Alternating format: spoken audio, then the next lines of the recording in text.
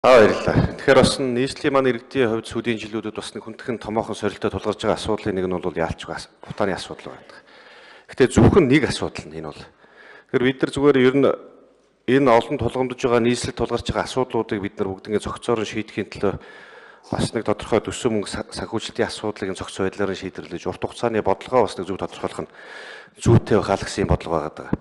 За ер нь Монгол улсын үндсэн хууль дээр бид бас 16-гийн 2 дээр Монгол хүн бол эрүүл аюулгүй орчинд амьдрах ёстой. Энийг нь бол төрөөс баталгаагаар гаргаж хангаж энэ нөхцөл байдлыг нь бол бүрдүүлэх үүрэг нь бол төрд байгаа. Тэгэхээр энэ удаагийн улс их хурл болоод энэ засгийн газрын зүгээс бид нар энэ асуудал дээр бас дөрөвтэй нэг ил шийдэмгийн шийдлийг бол гаргах зайлшгүй шаардлага нэг шаард байгаа.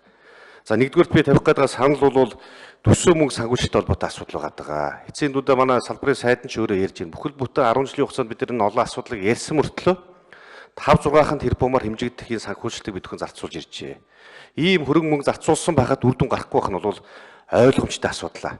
Тэгэхээр нөхцөл байдал бол онцгой ийм нөхцөл байдал үүссэн тохиолдолд бол бид нар нэг зоригтой ил шийдэмгийн шийдлийг бол бас энэ одоо улсын их хурл засгийн газраас ер нь бүгдөө хамтдаа гаргацгаая гэсэн энэ саналыг бол тавих гээд байгаа. Тэгэхээр ер нь төсвийн тодтолыг яаралтай одоо юу гэдгийг намрын чуулган эцлэгдэхээс өмнө буюу 2 сарын 1-ээс өмнө бид төсвийн тодтолын асуудлыг оруулж ирээ.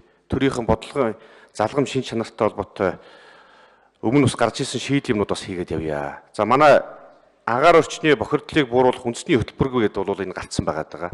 За энэ 2025 хүртэл бол хийж хэрэгжүүлэх ажил бол энэ дээр байгаа. За энүүгээр харахад бол одоо нийтдээ нэг 2025 хүртэл агаар орчны бохирдлыг бууруулахад нийт 80% бууруулахад 9.8 их 80 төгрөг хэрэгтэй гэж байна.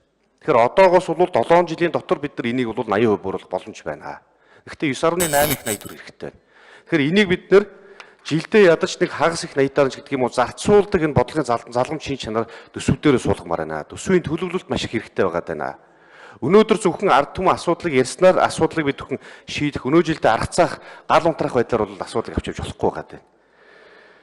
Бид нар яг одоогоос сар хагас юм төсвийн асуудлыг ярьж ирсэн. Тэгэхэд бол нийтээ 9.8 их 80-аар баталж байхад тэн зөвхөн 17.9 тэрбум төгрөгийг төсвүүдээр бид нар тавьж ийсэн. Одоо дахиад сар хагасын дараа энэ асуудлыг дахиад ярьж байна. Энэ асуудлын өмнө төсвийн хилцүүлэг хийгдэж байхад ярьж ийсэн асуудал.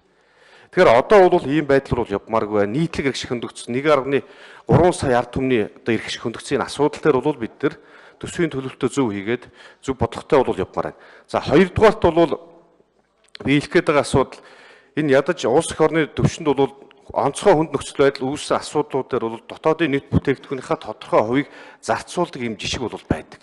Тэгэхээр төсвийн магадгүй 4-5% гэдэг юм уу улсынхаа төсөл бид нар 2025 хүртэл зарцуулдаг болох гэдэг юм уу ийм байдлаар бол шийдэх бол асуудал явахгүй хаа.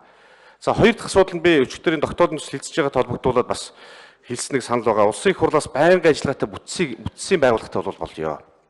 Магадгүй энэ нийслэлийн асуудлыг утаагаар хэмжигдэхгүйгээр утаагаар хязгаарлахдахгүйгээр олон асуудал байгааг шийдвэрлэх улсын их хурлын энэ төр хорог байгуулах асуудлыг бүгдөө цогцоор нь бас энэ тогтоолдоор шийдэж өгч оруулж өгье.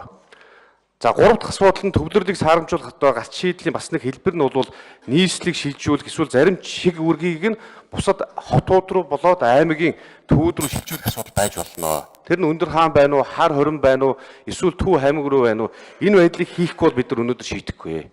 Улаанбаатар хот маань бол өнөөдөр ачаалаад дийлэхэ болсон. 1.3 сая үнэтэй 500 мянган машинтай замаа өргөсгөөд байдаг. Төгжрлэн За Тэмүүлэн гишүүн санал хэллээ. Би зочин танилцуулга